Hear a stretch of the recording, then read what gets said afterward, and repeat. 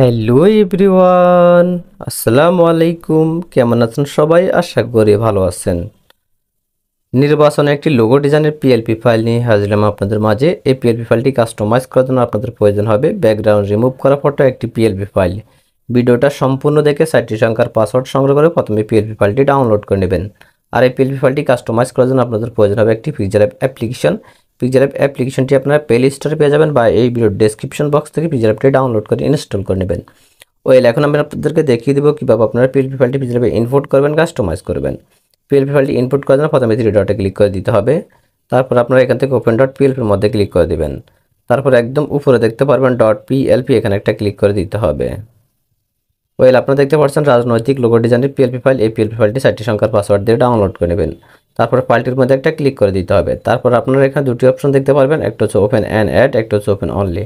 আপনারা চাইলে যে কোনো অপশনে ক্লিক করতে পারবেন। তো আমি এখান থেকে ওপেন অনলিতে একটা ক্লিক করে দিলাম। ওয়েলকাম ভিউয়ার্স, দেখতে পাচ্ছেন পিএলপি ফাইলটি হিসেবে ইনপুট হয়ে গেছে। এখন শুধু কাস্টমাইজ করব। তো আমরা এখান থেকে ফটোটা কাস্টমাইজ করতে পারবো, চাইলে আমরা এখান থেকে প্রতিটা লেখা কাস্টমাইজ করতে পারবো। তো এগুলো কাস্টমাইজ করার জন্য আমরা দেখতে পাবো 3 ডট নিচে লেয়ারের মধ্যে ক্লিক করে দিবেন। তারপর আপনারা এখানে প্রতিটি লেয়ার দেখতে পারবেন, যে লেয়ারটি কাস্টমাইজ করবেন সেই লেয়ারটির অবশ্যই লকটা ছাড়া নেবেন। তো আমি প্রথমে এই ছবিটা পরিবর্তন করব, এই জন্য ছবিটার লকটা ছাড়া নিব।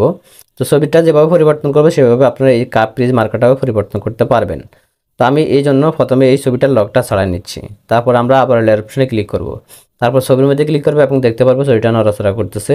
তো এই ফটোটাকে চেঞ্জ করার জন্য আমরা নিচে মাঝখানে একটা অপশন দেখতে পারবো, এই অপশনটার মধ্যে ক্লিক করে দেব। তারপর আমরা আরেকটি অপশন দেখতে পারবো, আমরা এই অপশনটার মধ্যে ক্লিক করে দেব। গ্যালারি থেকে ফটোর ব্যাকগ্রাউন্ড রিমুভ করে একটা ফটো নিয়ে আসবো। আপনারা যদি ফটো থেকে ব্যাকগ্রাউন্ডটা না রিমুভ করতে পারেন তাহলে অবশ্যই ভিডিওর আই কার্ড অপশনে ভিডিওটা দেখে আসবেন। তারপর আমরা এখান থেকে টিকমার অপশনে ক্লিক করে দেব। তারপর ছবিটা চলে আসবে। এই ছবিটাকে আমরা কোনায় ধরে ছোট করে নেব, আপনারা আপনাদের মতো করে ছোট করে নেবেন। তারপরে অ্যাডজাস্ট মতো ফটোটাকে এখানে বসায় দিবেন। আমি বসায় দিচ্ছি। তারপর এভরিওয়ান দেখতে পাচ্ছেন এখানে নাম দেওয়া আছে, নামটাকে চেঞ্জ করতে হবে। তো নামটা চেঞ্জ করার জন্য আমরা আবার লেয়ার অপশনে ক্লিক করে দেব। তারপর আমরা এখান থেকে নামটাকে খুঁজে বের করব। তারপর এখান থেকে লক আইকনে ক্লিক করব, পিন আইকনে ক্লিক করব, আবার পিন আইকনে ক্লিক করে দেব। তারপর আমরা এখান থেকে নামটাকে মোছা দেব, মোছা দিয়ে যার জন্য ডিজাইন করব তার নামটি লিখে দেব। তো আমি দিয়ে দিচ্ছি নুসরাত জাহান ফারিয়া। তারপরে আমি এখান থেকে ওকেতে ক্লিক করে দিলাম।